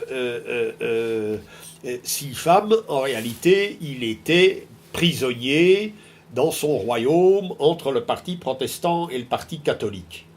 Alors, pour le parti protestant, la figure la plus célèbre, et vous avez d'ailleurs un film de Boleyn Sisters, les sœurs Boleyn. Donc Anne Boleyn, la deuxième femme de Henri VIII, qui est hollandaise d'ailleurs, fait partie est un élément, sa famille est une famille protestante hollandaise radicale. Donc elle va infléchir le vieux roi vers une attitude favorable aux protestants, contre Thomas More, par exemple, le philosophe catholique qui finira décapité. Donc c'est à l'incitation des parents de Anne Boleyn que ce pauvre Thomas More va finir sur l'échafaud. Donc vous voyez ça dans le film, et alors évidemment Anne Boleyn va, elle, le parti catholique va dénoncer le caractère volage de la reine, et puis elle va se faire décapiter, puis Henri VIII va épouser une autre femme, toujours tiraillée entre les deux partis, puis entre les anglicans qui sont modérés et qui veulent conserver les images, les églises et le culte, mais qui simplement n'obéissent pas au pape, puisque le pape est un étranger. Bon, donc ça c'est le côté insulaire des Anglais, pas d'ouverture au continent. Donc, il appelle ça l'opération nettoyage des temples. Les œuvres d'art sont confisquées et sont brûlées en public à Londres. En 1547, donc il est mort, Henri VIII est mort, et c'est Édouard VI, un de ses fils qu'il a eu d'ailleurs du parti protestant d'ailleurs, je ne sais pas si c'est Anne Boleyn ou une autre, je ne m'en rappelle plus, de 1547-1548, parce qu'Édouard VI ne règne que pendant 6 mois, il fait enlever les œuvres des églises de Londres, dont toutes les représentations de Marie et de Jean. Et il y a destruction aussi d'un très grand nombre de livres liturgiques, une fois de plus, donc hostilité du protestantisme à la liturgie. Et en 1550, le Parlement, cette fois, donc ce n'est plus seulement le roi, le Parlement donne ordre de détruire toutes les images, ou bien de les charger sur des navires et d'aller les vendre aux Français pour toujours engrancher un peu d'argent, ça peut toujours servir, n'est-ce pas, pour faire la guerre à l'Espagne, par exemple. Mais en 1555, que se passe-t-il? Édouard VI est mort, il y a une querelle dynastique, et il ne reste plus qu'un seul héritier au trône, c'est Mary. Et Mary, elle est la fille de Catherine d'Aragon, et elle représente le parti catholique. Donc il faut savoir qu'entre 1555 et 1558, puisqu'elle est la femme de Philippe II d'Espagne, l'Angleterre et l'Espagne et les Pays-Bas du Sud, et le Milanais et la Franche-Comté ne forment qu'un seul et même État. Donc, quand il y a des guerres, les fameux tercios espagnols sont certes composés de solides gaillards des Cantabriques ou des Pyrénées ou de l'Aragon, puisque c'est eux qui fournissaient les meilleurs soldats, ça c'est une autre histoire. Mais il y a ici, dans les batailles qui se déroulent dans le nord de la France, ce sont des tercios et des régiments irlandais. Il y a énormément il y a même des tercios anglais. Donc on va voir aussi une bonne partie, quand on remplace les morts qui sont petit à petit expulsés d'Espagne, mais ils sont remplacés par des gens des Pays-Bas, par des marins hollandais dans le nord de l'Espagne, par des Anglais catholiques, et par des Irlandais, par des Bavarois et par des Suisses. Donc il y a là une recomposition de la population, et j'ai envoyé, je ne sais plus si c'est sur Facebook, ou sur les deux, Facebook et Twitter, j'ai envoyé un petit rapport génétique sur l'Afrique du Nord. Donc l'Afrique du Nord, qui se veut arabe, n'a moins de sang arabe issu de la péninsule arabique que de sang européen, puisque la proximité de la Méditerranée occidentale fait que, et que 90% à peu près des Nord-Africains sont de souche nord-africaine et pas d'autre chose. Alors que l'Espagne, il n'y a que 9%, malgré la proximité, il n'y a que 9% d'Espagnols, et il y a plus d'Espagnols qui sont de souche britannique que de souche nord-africaine, et ainsi de suite. Et alors, ce qui est très curieux, c'est que la ville d'Anvers est la partie de la Belgique qui a 7% de sa population de souche qui est d'origine nord-africaine, par le port, justement. Donc c'est intéressant de voir ce changement de population, mais c'est dû à ces 3 ans où Angleterre, Espagne Franche-Comté, Milanais et Pays-Bas, ne forment qu'un seul et même royaume. Et en 1559, il y a brièvement, à la mort de Mary, qui meurt très tôt, il y a Mary, reine d'Angleterre et d'Espagne, il y a un iconoclasme populaire, avant l'arrivée d'Élisabeth Ier, qui, elle, est la fille de Anne Boleyn, du parti puritain hollandais. Mais que va faire Élisabeth? Elle va se dire, on va maintenir l'église au centre du village, si je puis m'exprimer ainsi. On ne va rien démolir du tout, c'est l'église anglicane. Je ne veux pas de guerre civile et je vais créer un mouvement renaissanciste avec des artistes. Ce sera la fameuse Renaissance élisabéthaine, où le fleuron est bien entendu Shakespeare, qui serait resté secrètement catholique d'ailleurs, et s'inspirait tout à la fois des traditions germaniques avec Hamlet, Macbeth, etc., ou des traditions locales britanniques, ou de l'héritage grec et romain, bien entendu, ce qui est un indice d'ailleurs de catholicisme, puisque le catholicisme de la Renaissance est tout de même un catholicisme qui est inspiré par les racines gréco-latines, plus finalement que par les traditions proche-orientales. Elle va demander l'acte de suprématie, donc c'est l'Église d'Angleterre, l'Église anglicane dont je suis le chef, qui doit être suprême, donc les catholiques n'ont rien à dire, mais les extrémistes protestants n'ont rien à dire non plus. Et alors nous allons avoir, d'elle jusqu'à Cromwell à peu près, elle et son successeur vont tenter de maintenir l'Église au sein du village, pendant qu'aux Pays-Bas, les Pays-Bas vont se déchirer entre l'union d'Arras catholique et l'union d'Utrecht protestante, qu'en 1581, les derniers tertios espagnols, italiens et albanais, parce que s'il y a eu des ravages, c'est essentiellement parce que les tertios, et surtout la cavalerie du duc d'Albe, étaient recrutés dans les Balkans. Donc les catholiques balkaniques qui fuyaient l'occupation ottomane se mettaient à la disposition, aussi dans l'Italie du Sud, se mettaient à la disposition du roi d'Espagne et des forces catholiques. Donc ces dernières troupes vont se retirer en 1581, laissant effectivement le contrôle des Pays-Bas par des tertios, à la demande d'ailleurs des États, de tertios allemands ou italiens du Nord. Donc on ne va plus avoir de tertios espagnols ou albanais parce qu'ils ne sont pas ressortissants du Saint-Empire. Et les ressortissants, ceux qui n'étaient pas ressortissants du Saint-Empire, ça il faut le savoir, n'avaient pas le droit de porter les armes sur le territoire du Saint-Empire. Donc, et ça, les protestants jouaient sur cette... donc tout prisonnier espagnol était exécuté immédiatement, parce qu'il n'avait pas le droit de porter une épée sur le sol du Saint-Empire. Ce n'était pas le cas des mercenaires milanais ou tyroliens, puisque c'était essentiellement, tertios allemands étaient essentiellement tyroliens.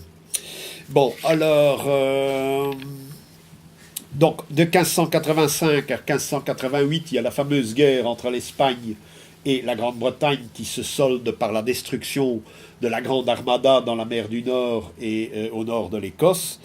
Et là, il va y avoir un phénomène très intéressant qui va montrer l'alliance effectivement du protestantisme et de la piraterie.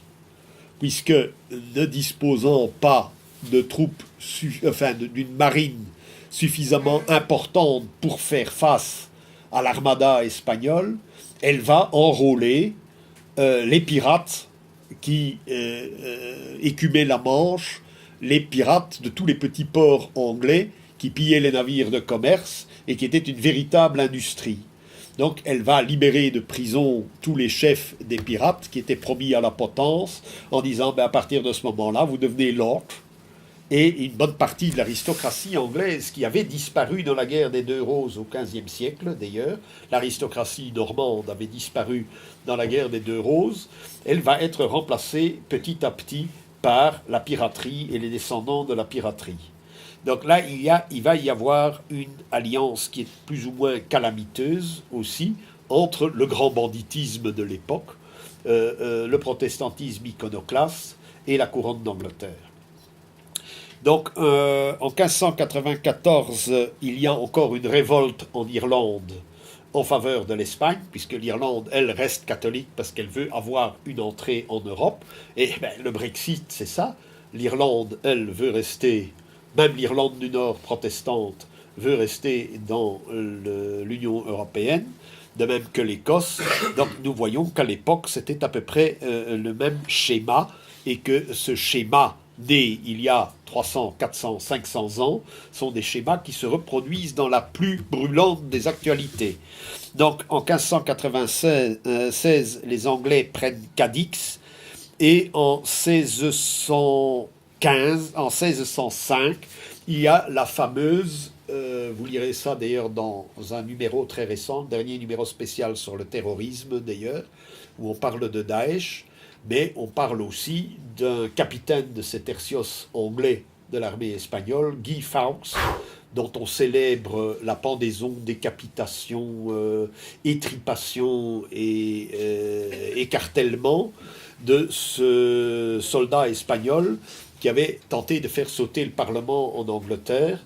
Donc il y a le Guy Fawkes Day tous les ans en Angleterre, où on célèbre toujours la mort. Donc il a été pendu, mais pas jusqu'à ce que mort s'en suive, parce qu'il a fallu l'écarteler avant, puis le décapiter et l'étriper vivant. Donc il a été soumis à un supplice abominable. Donc effectivement, les protestants, comme tu disais tout à l'heure, sont considérés par l'historiographie républicaine comme plus progressistes et plus modérés. Mais enfin, tu vois le genre de supplice, et qui est fêté comme une fête populaire par des feux de joie, des feux d'artifice, etc., encore chaque année en Angleterre. Donc que se passe-t-il? L'héritier, donc Charles Ier, héritier d'Élisabeth Ier, va tenter d'imposer un régime royal en Angleterre et de mettre un terme à tout ce désordre fomenté par les extrémistes protestants. Donc il va supprimer progressivement le Parlement à partir de 1628, il va le dissoudre en 1629, et il va exercer, disent les protestants, sa tyrannie pendant 11 ans, ce qui va, et là je vous passe les détails, aboutir à la dictature de Cromwell, qui est un protestant radical. Il va dénoncer la Renaissance élisabéthaine, il va vouloir recréer une culture protestante et effacer les héritages de Shakespeare, Marlowe et de tout le théâtre inspiré par l'histoire classique, pour ne créer qu'une seule et même culture inspirée d'ailleurs par la Bible. Mais il ne va pas donner un blanc-seing, puisque malgré tout les extrémistes sont des démocrates fondamentalistes. Ils ne veulent pas un pouvoir fort. Mais lui, il dit qu'il a besoin de son pouvoir fort pour liquider le pouvoir royal. Donc les plus extrémistes, eh bien, ce sera le début de l'histoire des États-Unis. C'est d'abord Charles Ier et puis Cromwell qui va les chasser petit à petit. Mais en 1620, encore sous le pouvoir de Charles Ier, les extrémistes protestants, on les met sur un bateau, où ils affrètent un bateau, en disant vous allez faire vos conneries au-delà de la Grande Mare, et qu'on ne vous revoit plus, vous n'avez qu'à créer votre Jérusalem nouvelle, comme vous l'entendez, en Nouvelle-Angleterre. Et les premiers pèlerins, ce seront les fameux pèlerins du Mayflower. Donc, avec Cromwell se déclenche un nouveau processus qui nous affecte directement aujourd'hui, c'est qu'on ne va pas seulement briser les images dans les églises, on ne va pas seulement chercher à éliminer des religions qui seraient plus classiques, comme l'Église catholique ou des protestantismes anglicans qui respectent encore les images ou certaines traditions, qui n'ont que simplement un rejet formel du pape. On va critiquer toutes les institutions qui ne sont pas directement inspirées de la Bible. Comme les pouvoirs aux États-Unis vont critiquer toutes les institutions de pays qui n'ont pas cette tradition protestante. Donc ça signifie en fait une déclaration de guerre à l'univers tout entier. Donc on va critiquer en France, comme on va balancer mai 68 dans les pattes de Gaulle, parce qu'il était en train de créer des nouvelles institutions au-delà même de sa 5e République de 1958. Quand l'Allemagne devient social-démocrate et qu'elle ressort des misères de l'immédiate après-guerre, on va lui balancer aussi, non pas le mai 68, mais le 67-68, et puis on va balancer la deuxième mouture de la bande à Bader qui vont éliminer tous ceux qui voudraient sortir l'Allemagne d'un étau trop atlantiste. On va miner par l'intermédiaire de la CIA toutes les institutions de tous les pays de la planète. Eh bien, c'est à partir de Cromwell, puisqu'il va s'attaquer aux institutions mêmes de l'Angleterre, son propre pays. Donc le Parlement doit servir à dissoudre les institutions, à dissoudre toutes les continuités historiques, à dissoudre l'institution royale, comme va le faire d'ailleurs plus tard la République, qui recevra d'ailleurs une sorte d'imprimatur et qui va dévier ou qui va sortir de l'anglomanie du 18e siècle français, des Lumières françaises. Donc l'institution royale, l'Action française, vous connaissez plus ou moins quelle est sa position. Il n'y a plus de France véritable après l'élimination de Louis XVI, mais Louis XVI a été éliminé, ça j'aimerais en parler aussi un de ces jours plus en détail, a été éliminé aussi par un complot anglais pour sa politique maritime. En Belgique, il n'y a plus de pouvoir royal depuis la démission, l'éviction de Léopold III entre 1945 et 1951. Après, tout a tourné à la farce, et ainsi de suite. Donc, nous allons avoir en Angleterre une tradition finalement républicaine, puritaine, iconoclaste, protestante, face à une sorte de conservatisme royal, mais qui va toujours être affaibli tellement le système idéologique et religieux va être surdéterminé par ce biblisme protestant. Donc la période d'incubation va de 1620 à 1635. Il dit dans une lettre à sa cousine, donc Cromwell écrit une lettre à sa cousine, qu'il faut créer la congrégation des firstborn, c'est-à-dire de ceux qui sont renés dans le Christ, ceux qui ont refait à l'intérieur d'eux-mêmes ce travail de rejet des institutions du passé, des images du passé, etc. Et aujourd'hui, quand vous voyez les fondamentalistes protestants, et surtout les fameux chrétiens sionistes, qui sont les plus féroces bellicistes aux États-Unis, ils se disent aussi les born again, ceux qui sont renés à la fois parce qu'ils ont compris et que les autres n'ont rien compris.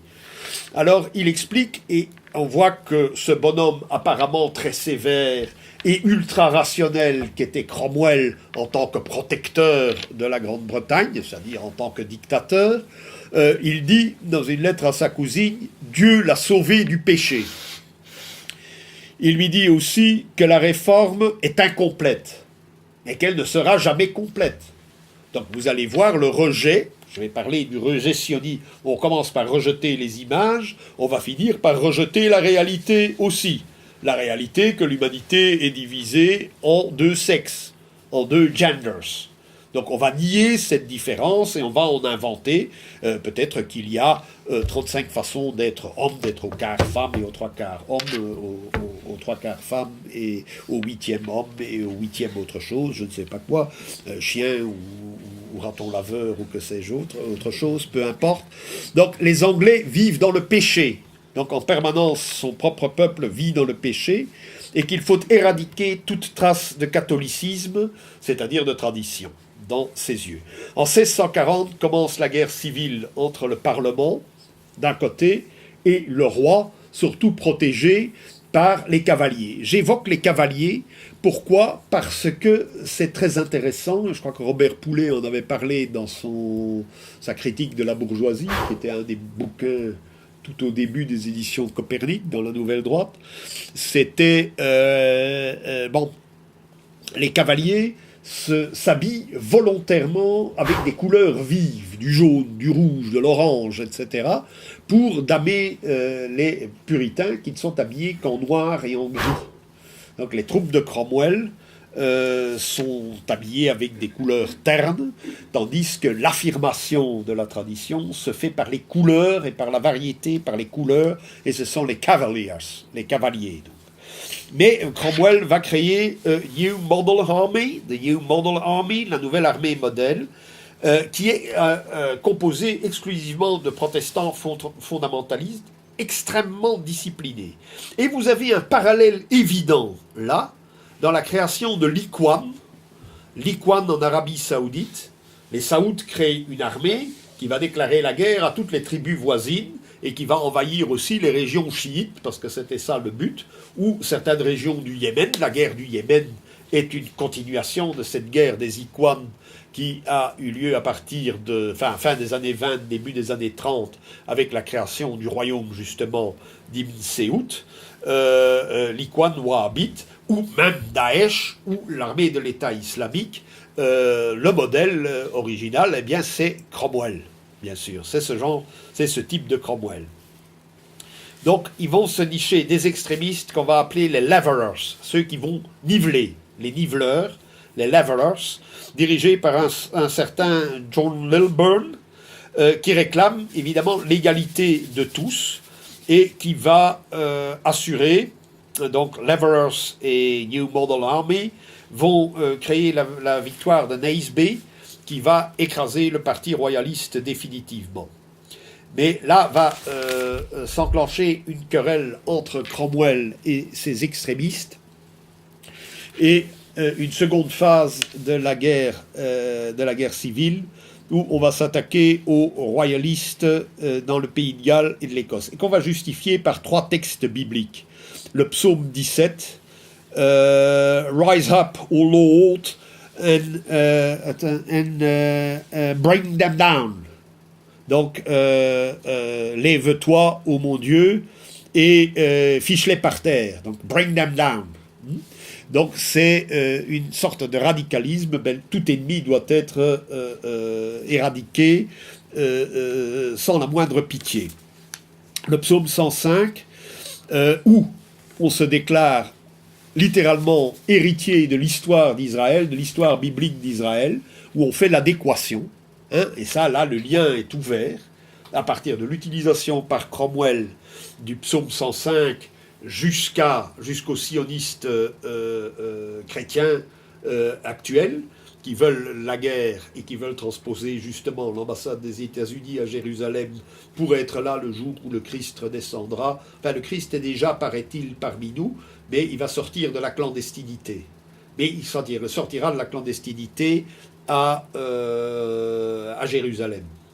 Donc c'est pour ça qu'il faut être là, et que l'entité sioniste, pour dire, est là pour servir d'avant-garde, mais ce sont de toute façon les protestants ou les tribus qui sont passées au-delà de l'Atlantique qui vont avoir le dessus.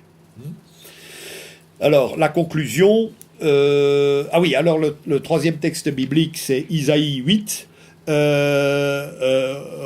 On dit les Allemands Gott mit uns, et bien là c'est écrit Gott is with us, donc Dieu est avec nous. C'est la loi qui est parmi ses disciples qui compte, et pas une autre, et aucune autre loi humaine. Donc il y a d'emblée le non-respect des institutions des autres pays, des autres nations, et même les institutions intérieures du Royaume-Uni ou de la Nouvelle-Angleterre, qui pourraient ne pas être inspirées par ces textes bibliques. Alors, il y a la défense des Midianites et la défense de Gidéon. Ça, c'est intéressant, j'en avais entendu parler à l'école primaire, mais les Midianites, c'est une tribu sémitique qui habitait à l'époque de la Bible, à l'époque biblique, dans la région d'Aqaba. Gidéon était un chef de guerre hébraïque qui avait détruit toutes les statues de Baal. Donc c'était déjà un iconoclaste avant la lettre, un iconoclaste de la haute antiquité, et qui avait recruté une armée. Mais beaucoup de volontaires s'étaient présentés, il n'avait besoin que de 300 hommes. Alors il a sélectionné ses troupes en d'abord ceux qui pouvaient marcher avec une charge sur le dos sur une certaine distance, ceux qui ne le pouvaient pas étaient éliminés. Et les suivants, c'est les faire marcher encore et toujours sur une même distance, sans leur donner à boire, puis arriver à une source. Ceux qui puisaient l'eau dans leurs mains de manière disciplinée et la buvaient en portant l'eau à leurs doigts étaient disciplinés. Ceux qui se jetaient dans la fontaine en hurlant étaient éliminés. Donc il lui reste ces 300 hommes et il réussit son opération commando. Ça, c'est un petit peu le programme de la New Model Army. Donc, à partir de ce moment-là, tout prend une tournure providentialiste et ça va marquer toute la pensée anglo-saxonne jusqu'à nos jours, surtout aux États-Unis maintenant, qui prennent le relais de l'Angleterre. Donc Dieu gère directement les affaires du monde par le biais des élus. Donc eux sont les élus. Et quand vous voyez American Theocracy ici, vous constatez que ce n'est pas un vain mot. Alors, ce qu'il explique, c'est que les religions ont décliné à certaines époques des États-Unis, mais elles sont immédiatement suivies d'un revival protestant qui prend à la lettre, qui prend la Bible à la lettre.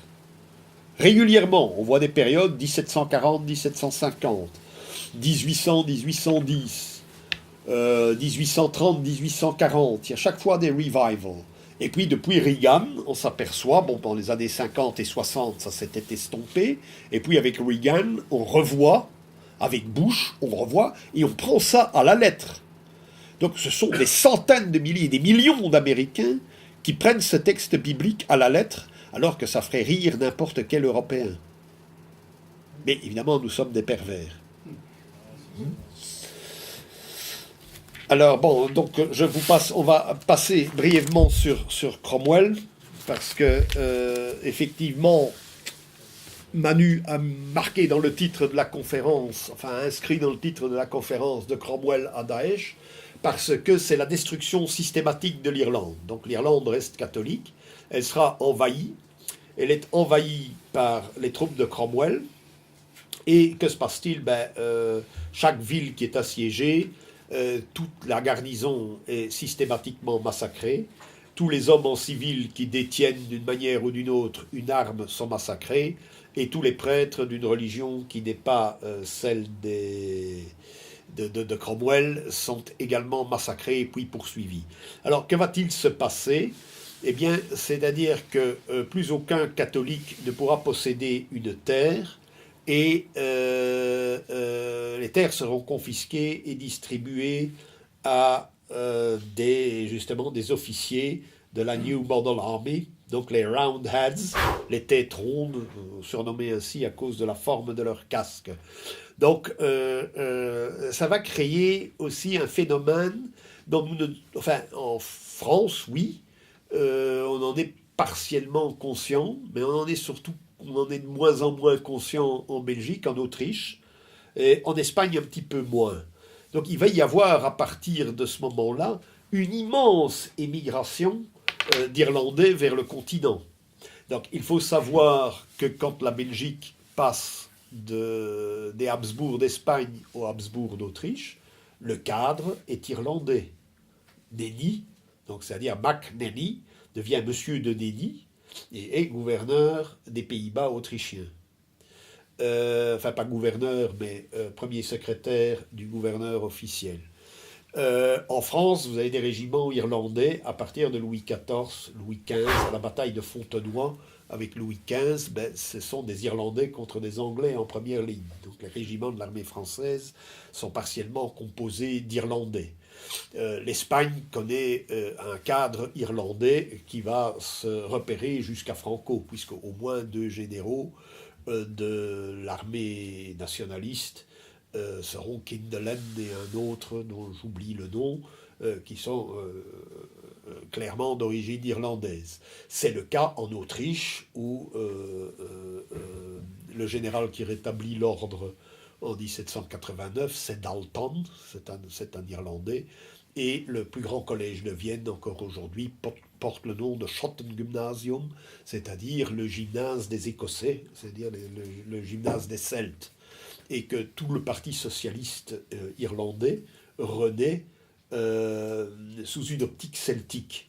Et ça, c'est assez intéressant de voir que ce parti socialiste autrichien se réclame de racines celtiques et crée pour la première fois un mouvement qui est appelé ainsi métapolitique.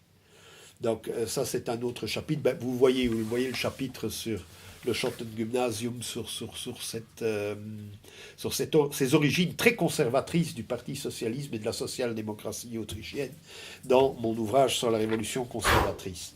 Bien, donc il reste aux catholiques en Irlande exactement 8% du territoire, où il y a 8% du territoire sur lequel les catholiques peuvent encore posséder des terres. Évidemment, ce sont des cailloux, c'est le Connaught, tout à fait à l'ouest de l'Irlande. Donc 50 000 Irlandais vont être déportés dans les Bermudes et aux Barbades, mais on va les vendre comme esclaves. Alors là, il y a un livre qui a été proposé à la lecture par toute une série de sites américains en montrant que l'histoire des États-Unis est certes l'arrivée de tous ces protestants fondamentalistes, mais d'une vaste opération d'esclavage. Donc ce protestantisme est à la base de l'esclavage, non pas des Noirs, mais des Irlandais et des catholiques. Donc on va, dans une première partie du XVIIe siècle, on va quasiment vendre des Irlandais sur les marchés aux esclaves dans les 13 colonies du nord de l'Amérique. Enfin, ils ne sont pas encore 13, mais ça finira par être les 13 colonies. Et jusqu'au XVIIe siècle, vous verrez, j'avais mis ça sur le site, j'ai retrouvé des affiches où on vend comme esclave un professeur de grec et de latin. Donc, c'est-à-dire un prêtre irlandais qui a été envoyé et vendu comme esclave à Philadelphie pour une famille bourgeoise puritaine. On vend un professeur de mathématiques. On vend alors des artisans de toutes espèces qui sont vendus comme esclaves. S'ils ne sont pas esclaves, donc on rafle, à partir de Cromwell, on rafle tous les enfants perdus dans les rues de Londres pour les envoyer aux États-Unis, enfin dans ce qui va devenir les États-Unis. On va à la Jamaïque se dire, les marchands d'esclaves vont dire, bon, les Noirs sont un peu paresseux, disait-il, et les Irlandais boivent trop, et ils ne résistent pas à la chaleur, donc on va créer une race mixte. Et dans un ouvrage récent aux États-Unis, qui s'appelle The Lost Tribes, donc les tribus perdues de la race blanche, parce que c'est ça, ils vont faire une étude systématique sur ces tentatives de métissage par les Hollandais à Ceylan, en Afrique du Sud, mais aussi à la Jamaïque, où il y a les négros irlandais. Donc on va voir qu'on va littéralement utiliser le matériel humain catholique et irlandais pour faire toutes sortes d'expériences. S'ils n'étaient pas esclaves, ils étaient indentured servants. Qu'est-ce qu'un indentured servant? C'est un serviteur, donc un esclave, un servus en latin, qui reçoit une feuille de papier au milieu de laquelle il y a une dentelure comme ceci, et on lui coupe la moitié. Bien, dans 7 ans, tu ne seras plus esclave, tu me rapporteras le papier. Bon, 7 ans après, dans les conditions, ou 14 ans après, c'était par tranche de 7 ans, 14 ans après, mais avant la systématisation, enfin la mise en œuvre du territoire américain, la durée de vie d'un blanc en Amérique du Nord était de 5 ans maximum. Donc la plupart des gens ont été envoyés là-bas, et c'est un ouvrage qui s'appelle White Cargo, donc les cargaisons de blancs, et on s'aperçoit que la question raciale est tout à fait biaisée, puisqu'un des premiers citoyens des États-Unis qui avait droit de vote, présent au Parlement, était en fait un Angolais qui raflait ses propres congénères en Angola et les vendait comme esclaves dans les plantations. Lui avait le droit de vote et il achetait à l'occasion des cargaisons d'Irlandais. Donc il est tout à fait faux de dire que seuls les Noirs étaient esclaves. Ce n'est pas vrai, la grande majorité des esclaves étaient des Blancs, des pauvres Anglais ou des Irlandais. Enfin, les pauvres Anglais étaient indentured servants, les Irlandais étaient directement esclaves jusqu'à l'indépendance des États-Unis, et que les Noirs possédaient des esclaves noirs et blancs également. Donc là, la question, vouloir en faire une dichotomie est quelque chose de tout à fait faux. Donc ça, c'est ce que je voulais dire sur l'histoire des États-Unis et sur aussi la perversité de ce système, qui est un système esclavagiste. Je reviens brièvement à Mary la catholique, donc la reine d'Espagne et d'Angleterre, qui décède en 1558, l'épouse de Philippe II, à partir au moment où elle régnait, la plupart des extrémistes protestants avaient fui en Hollande. Ils vont donc revenir de Hollande et bloquer la Renaissance élisabéthaine et donner du fil à retordre à Charles Ier, qui finira exécuté par Cromwell en 1649. Or, là, ils tiennent encore, avant de revenir en Angleterre, le synode de Dordrecht, aux Pays-Bas, que les Anglais appellent le synode de Dort, parce qu'ils ne peuvent pas prononcer Dordrecht, en 1618-1619. Et là, on voit encore quelque chose de très actuel, vous replongerez dans l'actualité. Le synode de Dordrecht, tenu par les protestants fondamentalistes, veulent juger les disciples hollandais d'un certain Jacob Arminius, qui avait émis les remontrances de 1610. Il faut savoir qu'à cette époque, après le siège d'Ostende en 1604, après la bataille de Nieuport, qui s'est déroulée d'ailleurs entre des troupes espagnoles composées d'Anglais et d'Irlandais catholiques, et des troupes hollandaises composées d'Écossais et de protestants anglais, d'ailleurs, c'est une bataille très curieuse où les commandants sont peut-être espagnols d'un côté, hollandais de l'autre, mais où toutes les troupes sont britanniques. Donc cette bataille est un peu importante et est un résumé de l'histoire des peuples anglo-saxons. Donc ce clergé protestant qui va revenir va s'opposer à Dordrecht aux disciples de ce Jacob Arminius, qui voulait la modération, qui voulait la paix avec l'Espagne et la fin de la guerre des 80 ans. Donc toute politique à partir du synode de Dordrecht, toute véritable politique est une politique maximaliste. Une politique qui veut une guerre à outrance, que l'on va continuer même après la trêve de 12 ans qui avait été décrétée après la prise d'Ostende ou la reprise d'Ostende par les troupes espagnoles. Donc ici, nous avons la même chose. Nous avons la même chose à notre époque. Donc il n'y a pas de trêve possible avec un Saddam Hussein. Donc en plusieurs étapes, on va continuer à éliminer. Il y a eu une trêve avec Kadhafi, mais il fallait quand même l'éliminer. On va tout de même faire la guerre et on va utiliser tous les instruments de la propagande ici en France avec Bernard-Henri Lévy.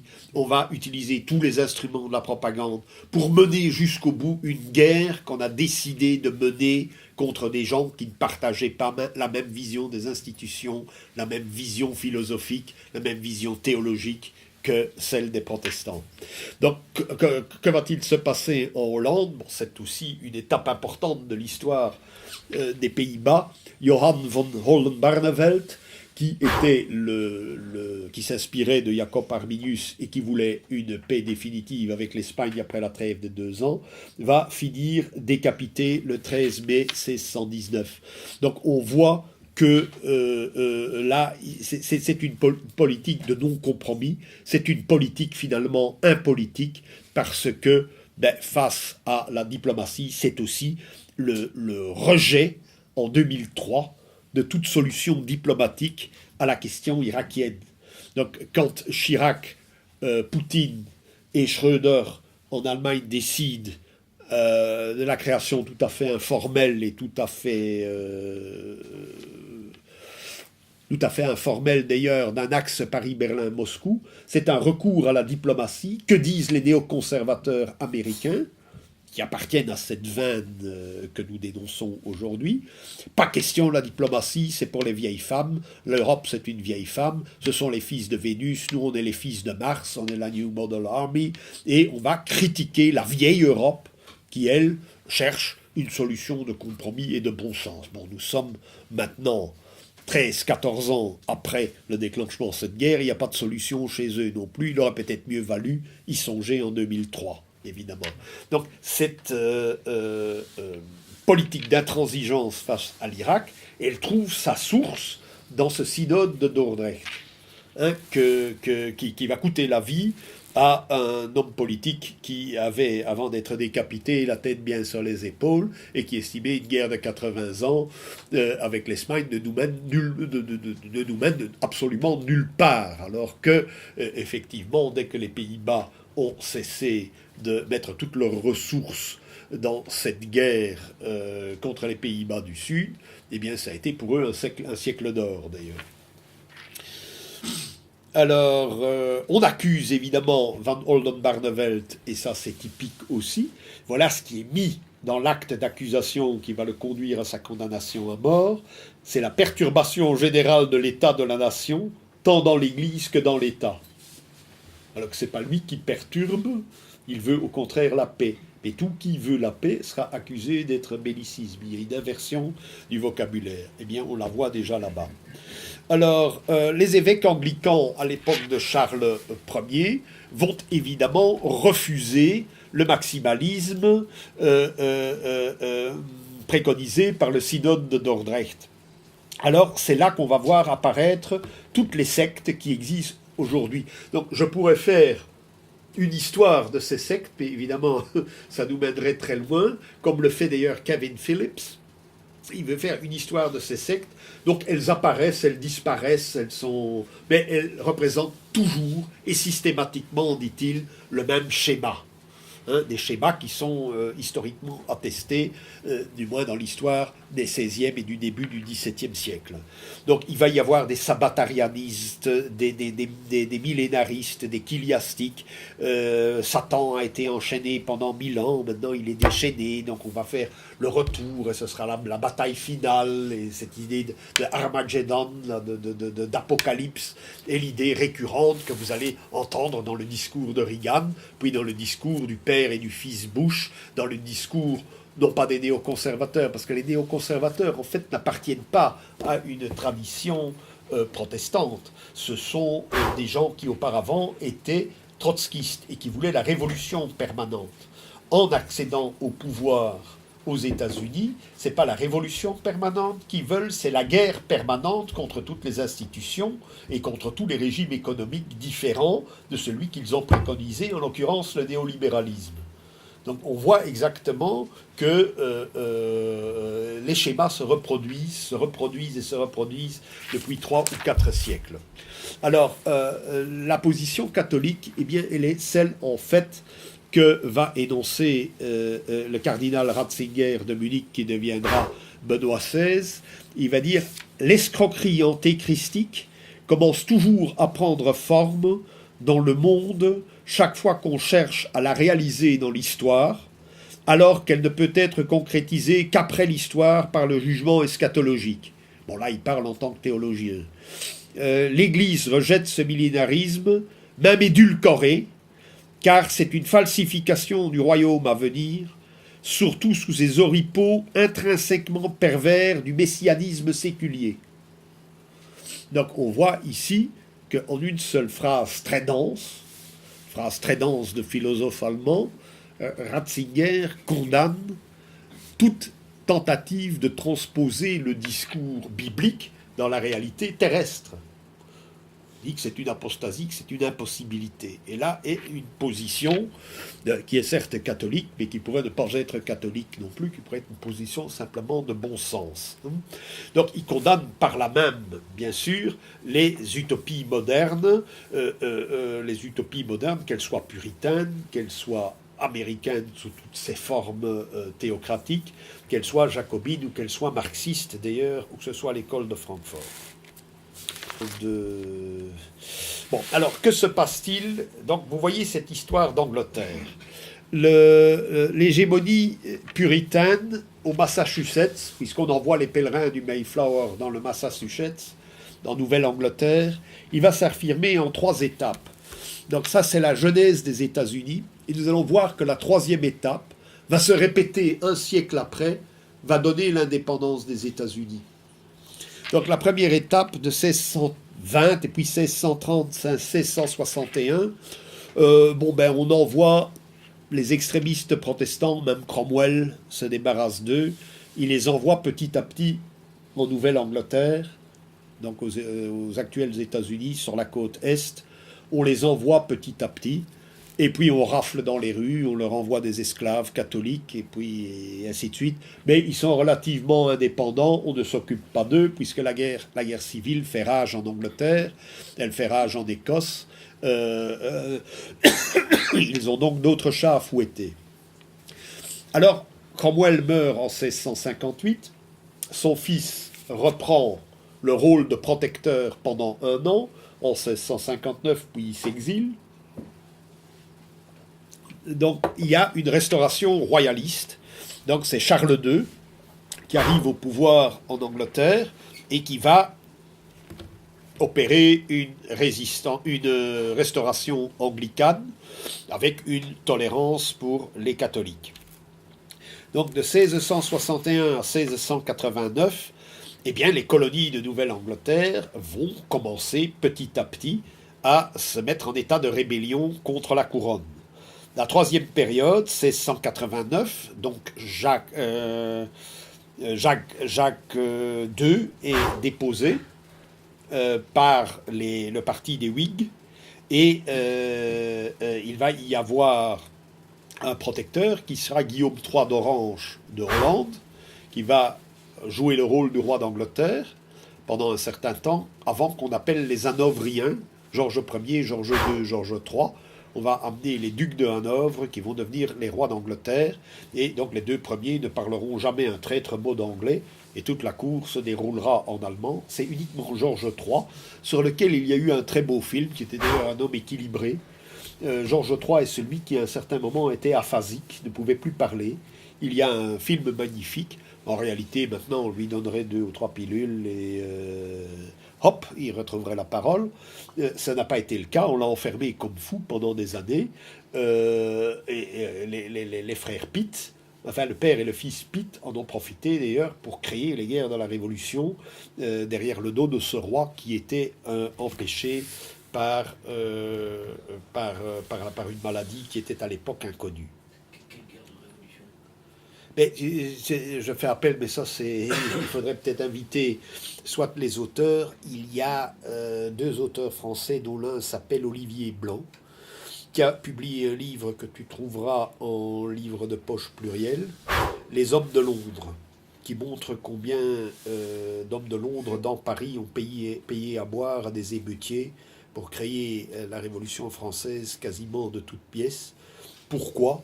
Parce que Louis XVI avait décidé de venger la perte du Canada, dont Louis XV s'était fichu, puisque sa maîtresse disait « Bah, c'est quelques arpents de neige ». Mais la France perd la maîtrise de l'Atlantique Nord à ce moment-là. Donc Louis XVI comprend pour un roi falot qui s'amusait à fabriquer des petites serrures ou à réparer des horloges, n'était pas si falot que ça, puisqu'il a une politique navale qui est d'une grande pertinence, qui est-elle... il y a un énorme livre de... Attends, c'est Jean ou Jacques, je ne sais plus, Gouraud de Coursac. Il a fait avec son épouse un immense ouvrage sur la politique maritime de Louis XVI, qui, entre-temps, a aussi une diplomatie de premier plan, puisqu'il s'allie avec Marie-Thérèse d'Autriche, puisque Marie-Antoinette devient sa femme. C'est un mariage politique et un mariage de raison en même temps, et qui s'allie avec la Russie, Catherine II. Donc il y a, si tu veux, et ça c'est ma thèse, il y a un eurasisme du XVIIIe siècle qui est très, très intéressant à étudier. Il est d'autant plus intéressant que plusieurs livres sont parus en Angleterre ou aux États-Unis pour montrer que les Russes commençaient à conquérir le Pacifique, de même que Louis XVI envoyait des expéditions dans le Pacifique, la Pérouse, etc. Boulainvilliers et tout ça, on se rendait compte que la maîtrise du Pacifique allait être déterminante pour l'histoire du XXe et enfin pour l'avenir à l'époque. Et les Russes possèdent Hawaï, possèdent l'Alaska à cette époque-là et une partie de la Californie. Il y a donc une frontière commune entre la Russie et l'Espagne en Californie. Or, le gouverneur russe tombe follement amoureux. C'est une très belle histoire d'amour. C'est elle qui est contée dans un best-seller anglais d'ailleurs, entre ce beau grand gouverneur russe et la fille du gouverneur espagnol de Californie. Alors la malheureuse va suivre son mari à Moscou et là elle va pas supporter le climat et elle va mourir foudroyée par une pneumonie et son mari sera inconsolable. Et finalement les Russes se retireront de Californie en 1842 seulement, donc la dernière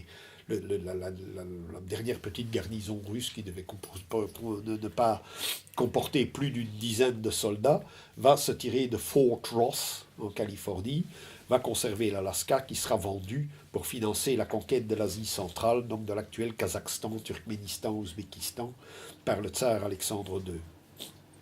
Donc tu as Louis XVI, donc il y a toute cette histoire du Pacifique qui est une matière absolument extraordinaire. C'est plein de belles histoires. S'il y avait un Hollywood européen, ben, il y a des films à faire sur ces aventures espagnoles. Là, j'avais aussi publié Las Naves Negras, qui est un livre qui est paru l'année dernière en Espagne sur toutes les aventures des marins espagnols aux Philippines, à partir des Philippines. Donc il y avait une présence espagnole, puis une présence russe et une présence française dans le Pacifique, qui peut donner matière à un cinéma complètement alternatif à Hollywood. Je termine simplement. Bon, sur les Wahhabites, vous trouverez matière. Il vous suffit d'aller chez votre marchand de journaux pour lire ça. C'est tout de même didactique. C'est remarquablement bien fait. Ça paraît tous les 2 mois, tous les trimestres. Donc c'est une revue trimestrielle. Ce numéro-ci, on parle du salafisme. Les articles sont des définitions, sont autant de définitions. C'est très bien écrit. Donc pour tout ce qui est du wahhabisme, il y a tout un chapitre sur le wahhabisme et qui est tiré d'ailleurs de cet ouvrage-ci. C'est un ouvrage anglais, Force and Fanaticism, où on compte les mésaventures de Al-Wahhab, donc le fondateur de ce fondamentalisme musulman, qui aurait rencontré des espions anglais à Bassora. Et l'espion anglais, mais on ne sait pas si ce texte est un faux créé par les Ottomans après. Cet anglais bassine Al-Wahhab pour lui dire crée une religion pour t'opposer à l'Empire ottoman, ce qui sera fait, puisque la péninsule arabique dépendait des Ottomans, mais pour t'opposer aux chiites et aux Perses aussi, et pour mettre le Moyen-Orient à feu et à sang, à briser ces empires de façon à ce que les Anglais puissent contrôler les points forts. Bon, ça c'est une hypothèse qu'on qualifie de complotiste. Est-elle vraie, est-elle pas vraie? Bon, l'auteur ici, Valentine, laisse la porte ouverte. Il dit, bon, c'est une thèse qui est considérée comme complotiste. Il y a des invraisemblances dans les dates et dans certaines parties du texte. Mais il dit, je laisse la porte ouverte. Donc c'est une théorie que l'on considère comme complotiste, mais elle est,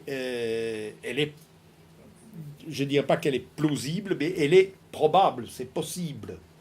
Et alors là, il développe une histoire du wahhabisme que vous allez découvrir d'ailleurs dans la revue Moyen-Orient. Alors il y a ceci que j'ai trouvé tout à fait par hasard chez un bouquiniste, qui est American Theology. Kevin Phillips, qui est l'auteur de cet ouvrage, annonce un petit peu le raz-de-marée qui s'est passé récemment aux États-Unis avec l'élection de Trump. C'est-à-dire, il dit, voilà, je suis un républicain, j'ai travaillé depuis mon plus jeune âge dans toutes les structures du Parti républicain, mais moi, être républicain, c'était être nixonien, c'est-à-dire partisan d'une réelle politique. Enfin, ça veut dire ce que ça veut dire aux États-Unis. Mais enfin, je suis pour une politique réaliste et je constate qu'avec le père et le fils Bush, que s'est-il passé? C'est que ce fondamentalisme complètement aberrant dans un monde comme le nôtre, a réémergé et est devenu une réalité politique tangible qu'ils ont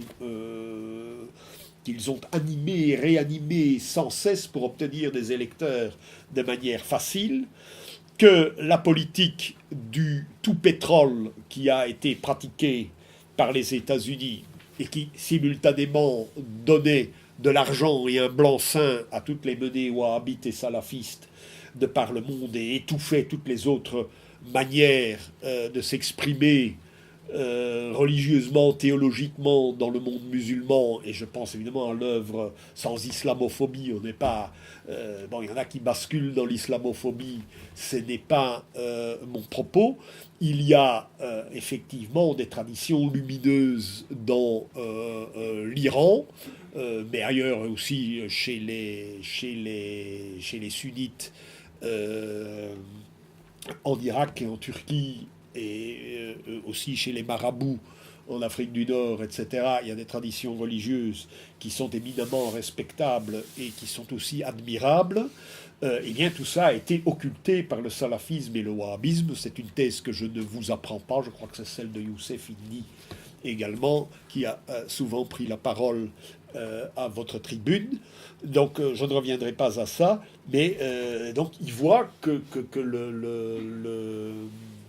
ces protestantismes qui nous apparaissent à nous, Européens, complètement fous, sont en train de submerger toute autre vision religieuse aux États-Unis. Le catholicisme, il démontre que le catholicisme s'efface et qu'en réalité, il n'existait pas comme en Europe, où il peut exister une église de Croatie, une église d'Irlande, une église des petits vicaires en Flandre, etc., qui a des assises populaires. Ici, il dit c'est uniquement des assises dans les ethnies. Il y a des paroisses croates, il y a des paroisses irlandaises, des paroisses italiennes, des paroisses hispaniques, des paroisses, mais qui ne communiquent pas entre elles. Donc, face à ce raz-de-marée des millénaristes protestants, eh bien, le catholicisme américain n'a eu aucune possibilité de faire masse et de répondre à la masse des millénaristes. Donc ça, c'est une chose qu'il dit qui est très intéressante à observer pour notre propos aujourd'hui. Donc il y a le pétrole, et qui dit pétrole dit wahhabisme, et qui dit wahhabisme dit effacement de toutes les traditions lumineuses, et j'utilise à dessein le mot lumineux, puisque dans l'islam iranien, mais le culte de la lumière, comme dans nos traditions gothiques, est absolument important et d'ailleurs fascinant. Et bien sûr le poids de la dette, puisque les États-Unis font la dette grâce à leur dollar, etc. Et là, ils dénonçaient une politique à la fois monétaire, économique, néolibérale, qui était dangereuse pour toute réelle politique. Donc en fait, ce plaidoyer d'un républicain contre le néo-républicanisme millénariste de Reagan au père et au fils Bush, a probablement inspiré cette espèce de renouveau républicain qui s'est exprimé maladroitement, à mon avis maladroitement, c'est encore maladroit. Il faut en tant qu'Européens raison garder, il faut rester sceptique, il faut voir et attendre, wait and see. Ce que j'avais encore voulu faire, et je termine par là avec vous, c'était un troisième livre que je n'ai pas amené ici, c'était montrer comment les institutions qui structurent le monde, donc à partir de la Société des Nations jusqu'aux Nations Unies et à toutes les structures qu'on peut qualifier de mondialistes ou de globalistes, elles sont nées dans une famille presbytérienne qui est celle du président Wilson. Et les libertariens américains, qui partagent certaines théories, se disent « oui, mais nous sommes tributaires d'un gars qui racontait des choses absolument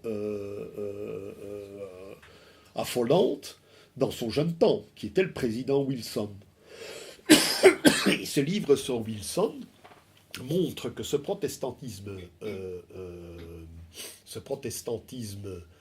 fanatique, presbytérien, ils étaient presbytériens parce qu'ils étaient d'origine écossaise, et comment il l'a laïcisé dans ses propos.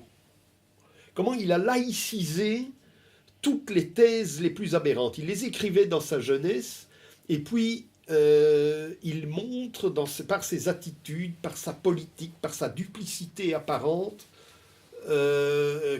comment il a créé toutes les institutions qui vont jeter les bases non seulement du mondialisme actuel, mais aussi d'une tradition dont seuls dans toute l'Europe, seuls ceux qui étudient à fond l'œuvre de Carl Schmitt sont conscients. Ce sont des parties de l'œuvre de Carl Schmitt qui n'ont pas encore été traduites en français, mais c'est immédiatement après la création de la Société des Nations, dans le sillage de Wilson, qui va mourir en 1924, toute une série de diplomates vont entrer en jeu sur la scène internationale, dont deux, je vous cite le nom de deux d'entre eux, c'est Stimson et Kellogg. Et Stimson et Kellogg vont dénier à tout État de la planète quel qu'il soit, par le biais de la Société des Nations que les États-Unis ne reconnaissent pas, mais ils vont utiliser malgré tout la Société des Nations, basée à Genève, ils vont l'instrumentaliser pour faire leur politique. Donc ils vont dénier à tous les États le droit de faire la guerre. Or, le droit de faire la guerre, c'est le droit de souveraineté par excellence. Donc je déclare qui est mon ennemi, et subséquemment, peut-être bien que oui, peut-être bien que non, on n'est pas obligé de faire la guerre si on est suffisamment puissant pour dissuader, on ne la fait pas, mais s'il n'y a pas d'autre moyen, on l'a fait. Et ça va s'abattre essentiellement d'abord sur le Japon. Donc, le Japon crève de faim sur son île, on lui crée toutes sortes d'embûches. En réalité, on l'a payé en 1905 pour flanquer la flotte russe par terre. Et puis on a dit, ah oui, mais il faut payer les dommages de guerre. Donc l'argent qu'on avait prêté aux Japonais, ils les ont récupérés d'une certaine manière. Donc le Japon, immédiatement, après sa victoire sur la Russie, va chercher l'alliance avec la Russie dans le Pacifique. Et alors le Japon va être dans la visée aussi pour la conquête du Pacifique. Et quand le Japon rentre en Mandchourie, ou rentre en Chine, là, tous les mécanismes inventés par Stimson et Kellogg sur base de la pensée de Wilson vont entrer en jeu. Puis ça va s'appliquer à l'Italie, puis ça va s'appliquer à l'Allemagne, puis ça va s'appliquer à l'URSS, puis ça va s'appliquer indirectement à la France de De Gaulle et même aux expériences nucléaires de Chirac en 1995 dans le Pacifique. Et ainsi de suite. Et puis ça va s'appliquer dans le monde arabe, à l'Iran, puis à l'Irak, puis à la Syrie, à la Libye, etc., à l'Algérie aussi, puisqu'on va lui faire une guerre indirecte pendant 10 ans par salafistes interposés. Donc on voit là que dans l'idéologie presbytérienne de la famille Wilson sont nés les concepts qui vont mener à une politique internationale qui est contraire à nos intérêts, ou à l'intérêt de tous les peuples européens, de tous les peuples arabes, de tous les peuples asiatiques, de tous les peuples africains, de tous les peuples latino-américains. Donc ça, c'était en fait le panorama assez vaste. C'est loin d'être fini, donc tout ça, je vais tenter, dans l'année qui va suivre, d'en faire un petit livre.